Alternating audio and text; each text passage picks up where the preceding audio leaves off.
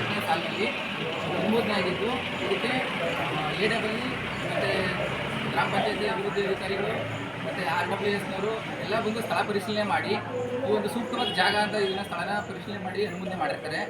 ಆದರೆ ಇಲ್ಲಿನ ನಮ್ಮ ಸ್ಥಳೀಯ ನಮ್ಮದೇ ಜನಾಂಗದವರಾದಂಥ ರಮಾ ಮಾಸ್ಟರ್ R. ಶಿವಣ್ಣವರು ಈ ಜಾಗವನ್ನು ಈ ಹಿಂದೆಯೇ ಅಕ್ರಮವಾಗಿ ಅವ್ರ ತಾಯಿ ಹೆಸರಿಗೆ ಮಾಡ್ಕೊಂಡಿರೋದ್ರಿಂದ ಅವರು ನಮಗೆ ಈ ಜಾಗದಲ್ಲಿ ಯಾವುದೇ ರೀತಿ ಕಾಮಗಾರಿ ನಡೆಯದೇ ಇರೋ ರೀತಿ ತಡೀತಾ ಇದ್ದಾರೆ.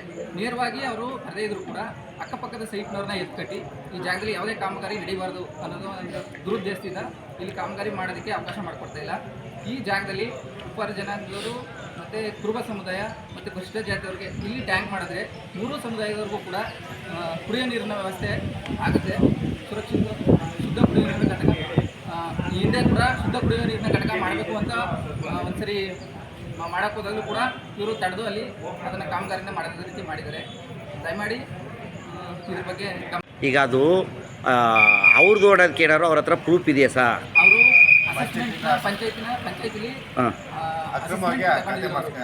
ಹಾಗಾದ್ರೆ ಯಾರ್ದು ಸರ್? ಈ ಹಿಂದೆ ಯಾರ್ದಾಗಿತ್ತು ಅವ್ರದ್ದು? ಅದು ಸರ್ಕಾರಿ ಜಾಗವಾಗಿತ್ತು. ಅದಕ್ಕೂ ಕೂಡ ಮಾಹಿತಿ ತಗೊಂಡಿದ್ದೀವಿ. ಅದನ್ನು ಕೂಡ ಇಲ್ಲಿ ಪ್ರೂಫ್ ಹಾಕಿದ್ದೀವಿ. ಈ ಬಗ್ಗೆ ಮನವಿ ಎಲ್ಲ ಮಾಡಿದ್ರೆ ಸರ್? ನಾವು ಗ್ರಾಮ ಪಂಚಾಯತ್ 2024ರಲ್ಲಿ CS ಅವ್ರಿಗೆ ಮನವಿ ಮಾಡಿದ್ರು, ಅದನ್ನ ಸರಿ ಮಾಡಿಸಿ ಇಲ್ಲಿ ಓವರ್ ಹೆಡ್ ಟ್ಯಾಂಕ್ ಕಟ್ಕೊಡಕ್ಕೆ ಅವಕಾಶ ಮಾಡಿಕೊಡಿ ಅಂತ. ಆದರೆ ಇಲ್ಲಿವರೆಗೂ ಕಾಮಗಾರಿ ಮಾಡಲಿಕ್ಕೆ ಬಿಡ್ತಾ ಇಲ್ಲ. ಒತ್ತಡ ತಂದು ಅದನ್ನ ನಿಲ್ಲಿಸುವಂಥ ಪ್ರಯತ್ನ ಮಾಡ್ತಾರೆ. ಬಗ್ನಿಲ್ಲ ಅಂದರೆ ನೀವು ಹೆಂಗೆ ಮುಂದಿನ ಒಂದು ಹೋರಾಟ ಹೇಗೆ ಸರ್? ನೋಡಿ, ನಿರಂತರ ಇರುತ್ತಾ ಅಥವಾ ಹೇಗೆ ಸರ್ ಅದು? ಈ ಒಂದು ವೇಳೆ ಅವರು ಬಗ್ಗಿಲ್ಲ ಅಂತಂದರೆ ನಿರಂತರವಾಗಿ ಜಿಲ್ಲಾಡಳಿತದ ಭವನದ ಮುಂದೆ ಕೂತು ದೊಡ್ಡ ಹೋರಾಟ ಮಾಡಬೇಕಾಯ್ತು. ಇವತ್ತು ಸಾಂಕೇತಿಕವಾಗಿ ಮಾಡಲಿಕ್ಕೆ ಕೆಲವು ಜನ ಮಾತ್ರ ಬಂದಿದ್ದಾರೆ.